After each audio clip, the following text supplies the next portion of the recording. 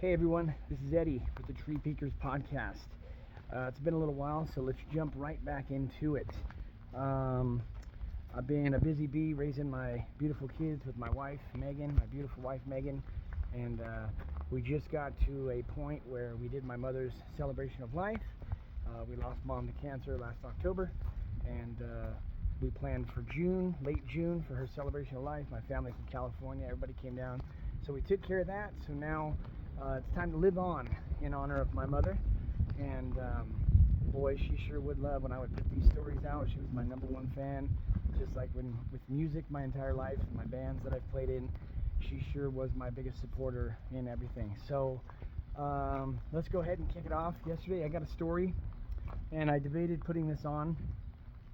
I asked my daughter, and my daughter said, "Dad, of course you have to put that on. It's beyond belief. It fits the Tree Peakers narrative, you know."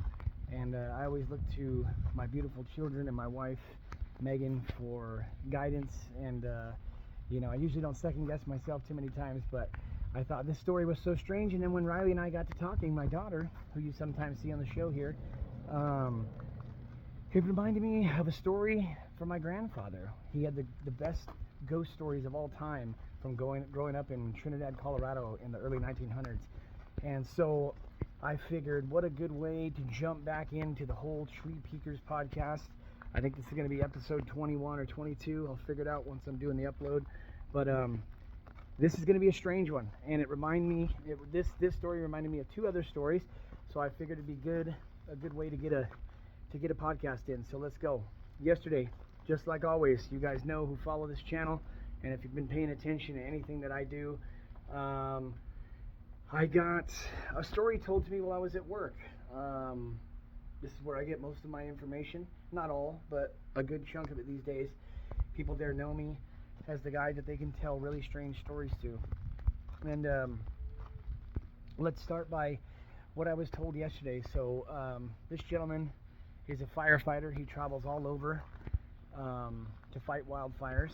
And speaking of which, we got some pretty nasty ones in the southwestern part of the United States, the Four Corners area now. So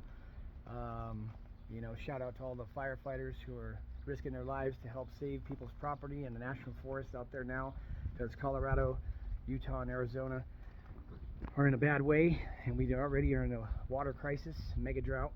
So it's not good, Monsoon season's upon us here within the next month, so hopefully it brings lots and lots of rain, but it really hasn't over the last 20 years, so we'll see how we go from here. But this gentleman that I'm speaking of, he'll remain anonymous, but boy, he had a pretty strange story for me. He called me over, and we've talked Sasquatch and Bigfoot before. And speaking of the Sabe, the forest people, when I think about these wildfires, I really do feel for them.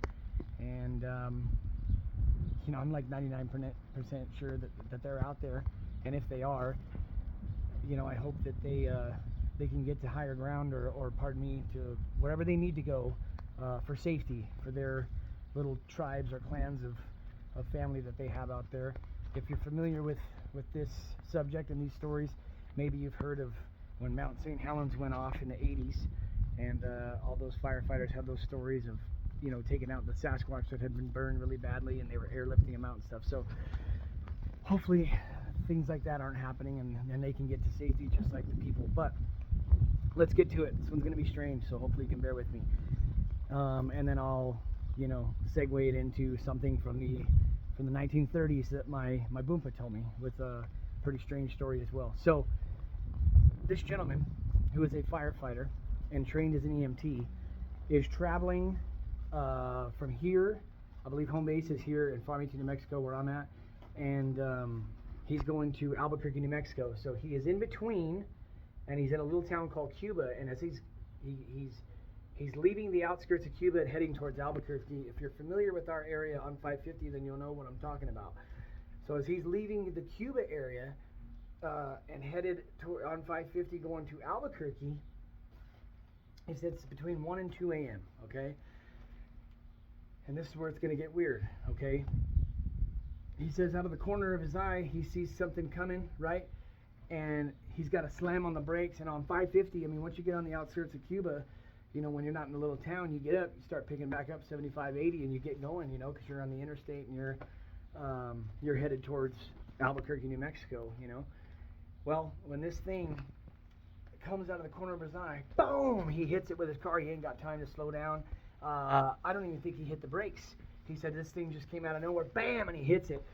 Now, at first, he wasn't sure if he hit a person in that split second or he hit a large elk, because he was conflicted, because he said that what he hit was on two legs, but once he hit it and it like went over the windshield, whatever, that it was covered in hair, fur, whatever. Okay, so bear with me here. So I think we're going to where he's going to tell me about a Sasquatch story or something, but this is where it takes a turn here, okay? Bear with me here, guys.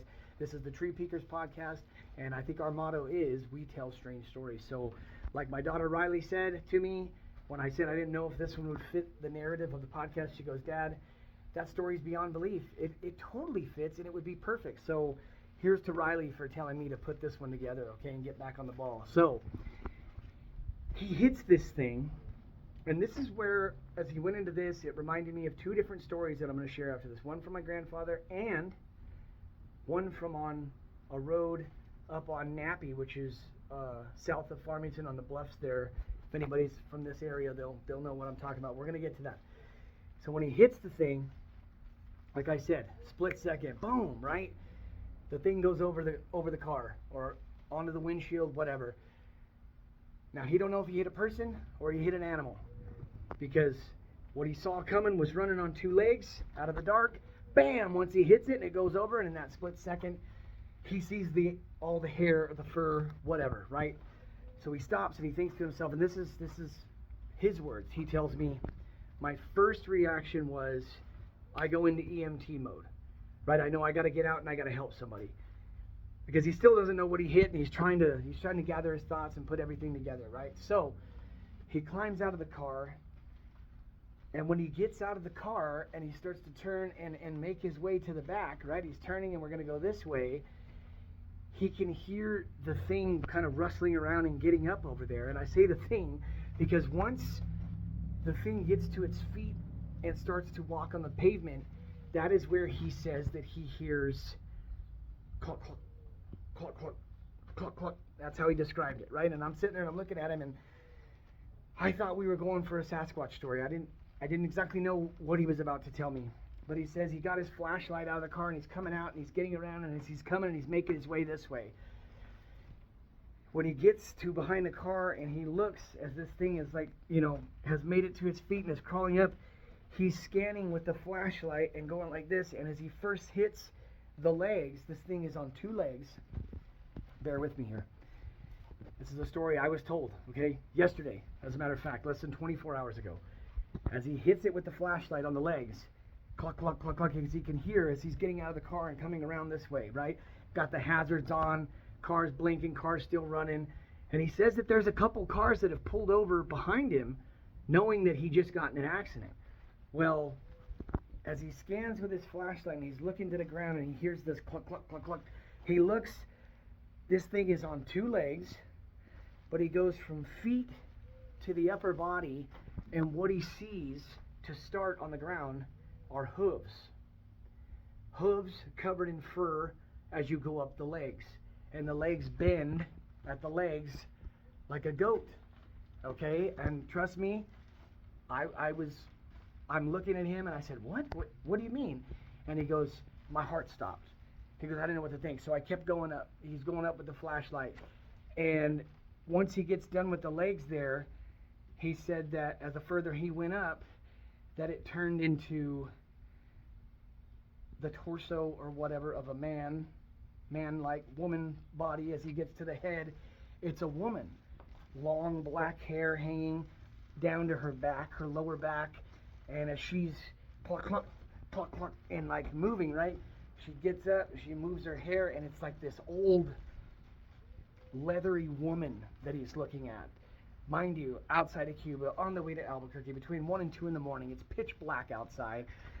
He says this immense fear came over him. He don't know what he's looking at. And I forget what he asked her, whether he asked her, are you okay? I mean, he's in shock. He don't know quite what's going on, what he's looking at. And I stop him and I say, were you dealing with a bruja? Is that a witch? I mean, I don't exactly know what the story that he's telling me here, right? But when he asked her whatever he said, are you okay? Or what are you? Whatever he said to her, he said that she as she brushed her hair out of the way and looked at him, and he asked her the question, she looked down to the ground, hair's hanging. He scans down again to make sure, like I said, the legs are bent at the knees, hooves on the bottom, and I'm just in as in awe of you of whatever I'm telling you, okay? Like I said, not my story, it was shared with me yesterday. But the lady-like goat creature moves her hair, looks at him, doesn't answer, looks down to the ground, and in a split second, runs off of the pavement. And if you've ever been on the outskirts of Cuba, New Mexico, headed to Albuquerque, the darkness that turns into the wilderness that is the mountains out there, this thing just runs off into the darkness, and he's left there. The people that, the two cars or whatever that are parked behind him, they're starting to get out of the car and come and see what's going on, and he's just left there in shock. Mind you, this is a firefighter, a trained EMT. I've talked these stories with him before. He knows that I've got the podcast. He knows what I'm into. I'm not at liberty to share his name or anything about him other than the story that he shared with me. But he said it was a heart-stopping experience. It was when he was telling me, and I was, are you sure? You know, and he's like, Eddie, in all my years, I don't know what it was. I don't know what it is. He goes, but when they were looking at each other, he told me, he goes, after it ran off, he goes, in his mind, while he had asked her that question, in his mind, when he asked her, are you okay, or what are you doing, or whatever he asked her, he says to himself in his mind, he was thinking, oh my God, I got to get my gun, I got to kill this thing, right? Like, it's going to kill me. It's either it or me, right? That's what he thought it might come down to. But he didn't reach for his gun when he got out of his car, because when he initially hit the thing, he wasn't sure what he hit. He was confused in that split second of as fast as an accident can happen, right? Like I said, saw the thing coming out of the corner of his eye, thinking that it's an elk or an animal. You're not expecting it to be a human being running across the road in the middle of the night. You're always told to watch out for the elk or the animals in that area. If you're from our area here in northern New Mexico, we all know to watch out for that, especially at nighttime traveling home or traveling to wherever you're going on 550 there. Just a weird story, weird, and there's plenty of them out there. I've come across them, you know, on my journey into this realm of paranormal high strangeness that I know and love, you know. But I've always come across the goat man or whatever, you know. You might hear about that on Small Town Monsters or Sasquatch Chronicles or any of those great shows, you know. But a woman with long hair, long black hair, old leathery face, hair down to her lower back, you know, to that region, black, jet black, you know, and goat legs and hooves. I mean, come on. I'm just as about in shock as maybe all of you are out there listening. But that's the story I got shared yesterday. And when I was talking with my daughter this morning about sharing it or not, she's the one that told me I should. And then boom, a light bulb went off. And I said, oh yeah, Riley, my grandfather had a story. And I went on to tell her this story, okay? So these two will correlate. And then I'll sew it all up with a story from on top of Nappy there, where I was told about a man who hit what he thought was an elk or a deer, and then it turned out not to be that. So first, let's talk about Trinidad, Colorado in the 1920s or 30s. My grandfather's growing up.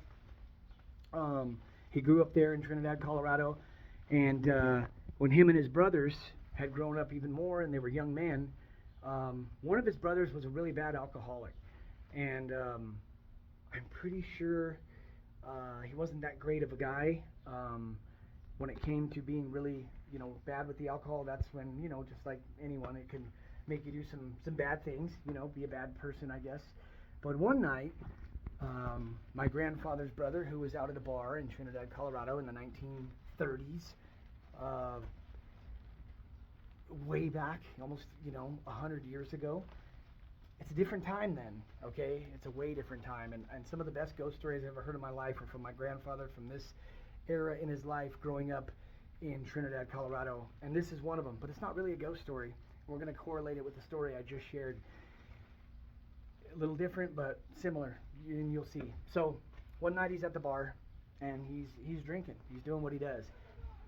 And here come my kids. So, what's up, Draymond? What's up, Bubba?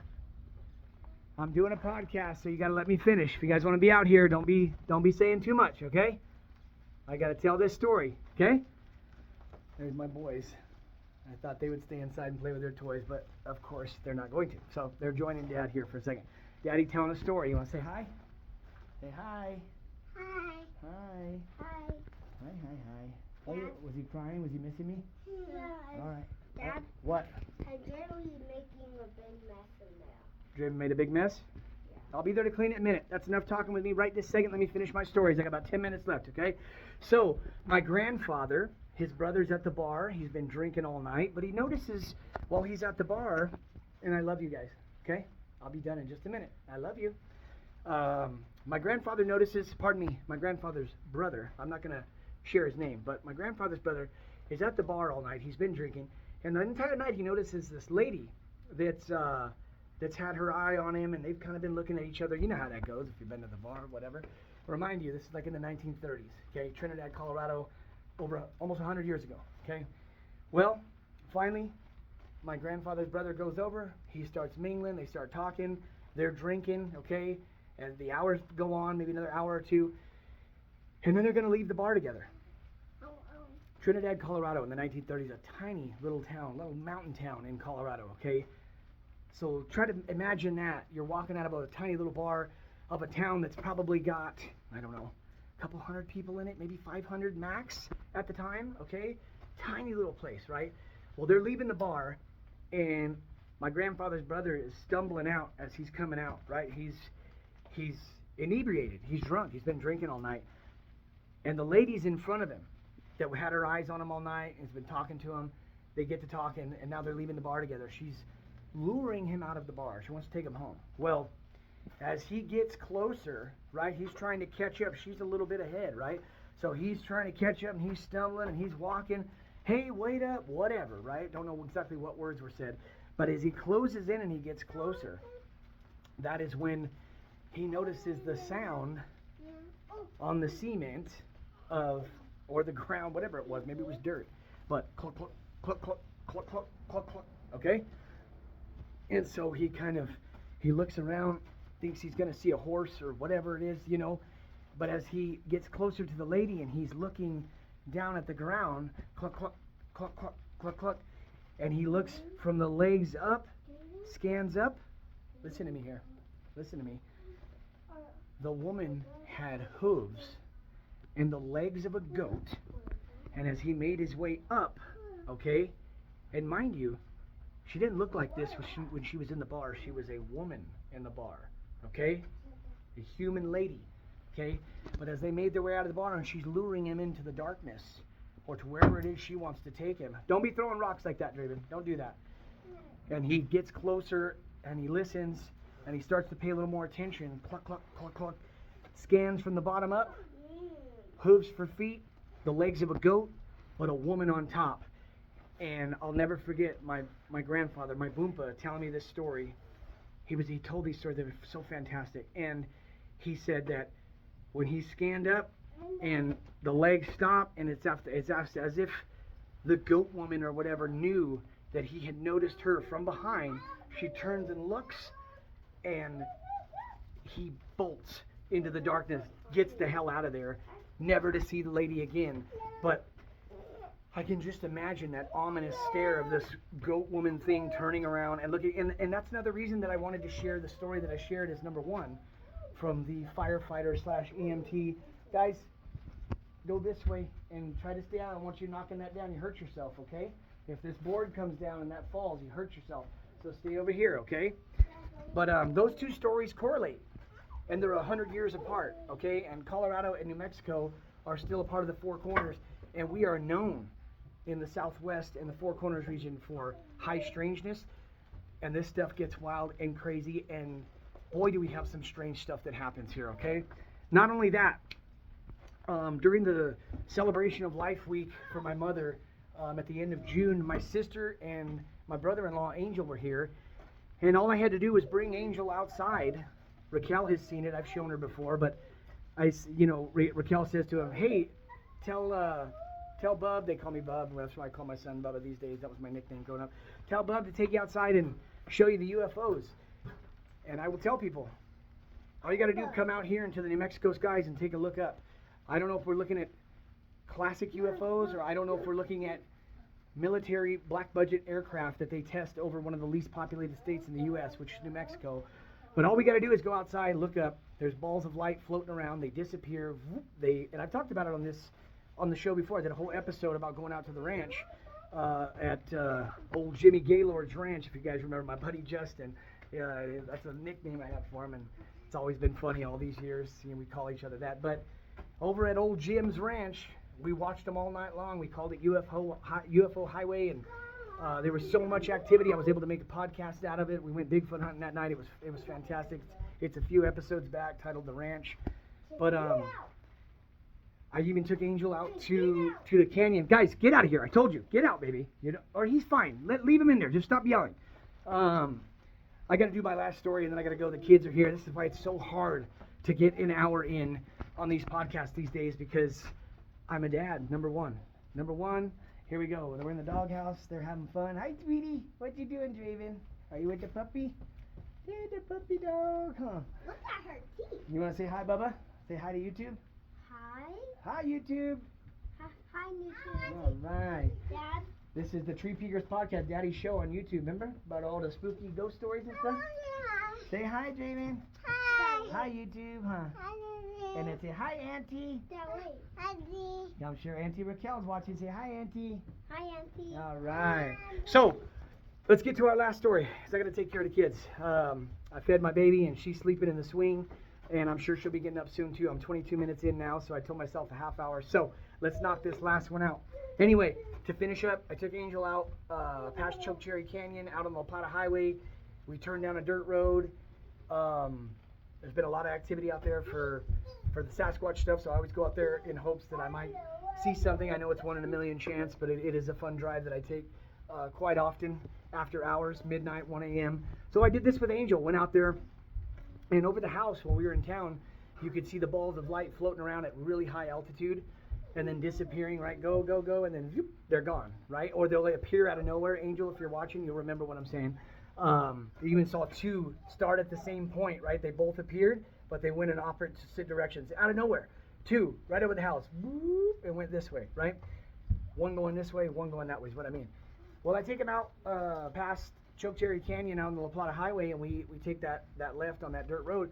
And I said, man, what I'd really like to show you, Angel, is I know we're looking at ones that are high altitude, looked at maybe like they're way up in the atmosphere or outer atmosphere up where the stars are, but the really cool ones are where they show up in the atmosphere where the planes are at 30,000 feet or higher, a little higher. And trust me, we know the difference between planes. I know what a plane looks like coming, blink, blink, blink, red and green. What I'm talking about are ice blue, white, gold lights, different colors, solid blue, solid white, solid gold, whatever, and they float across the sky, they disappear. So that's what I'm talking about. But anywho, I wanted to show Angel in hopes. We went out there to see the ones that are lower, like I said, at where the aircraft fly around. And we saw a couple. We saw 2. And they were bright gold. They just, out of nowhere, they appear. They flare up gold. They get brighter and brighter. And then they go, and then they're gone. And I've talked about on this channel before. I don't know what they are. And I don't claim to know.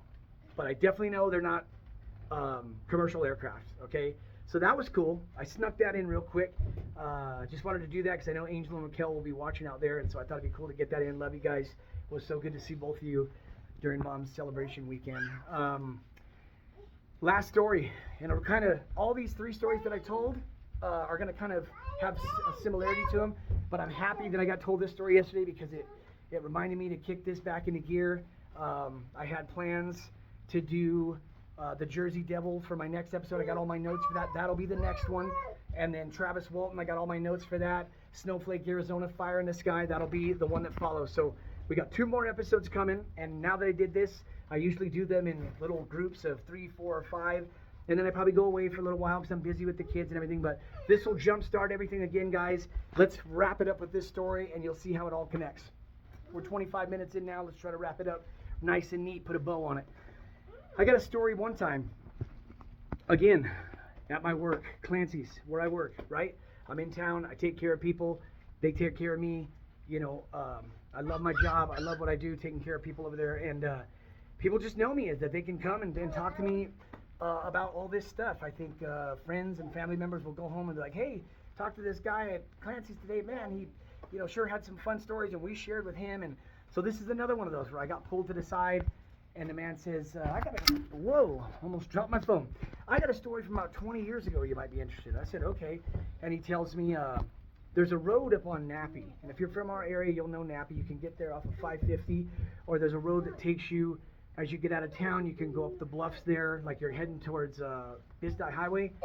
And then you just take that left or whatever, and then you're on that back road on Nappy, and you go alongside the big Navajo Nation farmland, and they got the big irrigation ditch and everything, and a lot of Sasquatch stories out there and whatnot that I've heard about them showing up and raiding the fields, and they'll find the pumpkins with 2 puncture holes in them, like they bit into them, or the watermelons and they drink all the juice out of them, or rip them apart and eat everything. So those are cool stories. I've gotten those, but this one in particular is going to correlate with story number 1, right? I just told two strange stories about goat women, right?